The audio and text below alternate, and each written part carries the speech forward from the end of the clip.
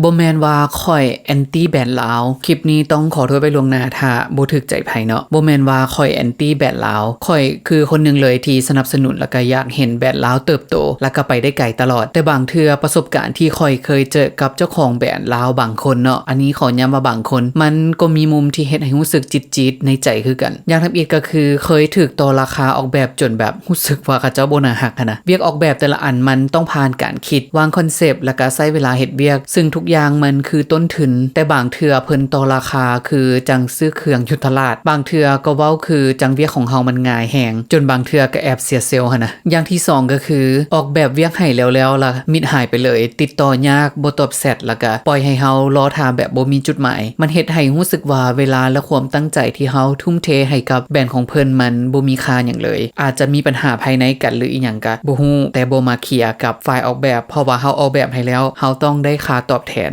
ข่อยยังเชื่อเสมอว่าแบรนด์ลาวดีๆแล้วก็เจ้าของแบรนด์ที่น่าฮักเข้าใจมาตรฐานของการเฮ็ดเวียกแม่นมีหลายแฮงแต่ก็อยากฝากถึงเจ้าของแบรนด์บางคนให้เห็นคุณค่าแล้วก็ให้เกียรติคนเฮ็ดเวียกออกแบบนำกันเพราะถ้าเฮาเฮ็ดเวียกแบบมืออาชีพและให้เกียรติซึ่งกันและกันเวียกมันสิออกมาปังแล้วก็เติบโตไปนำกันได้อย่างแน่นอน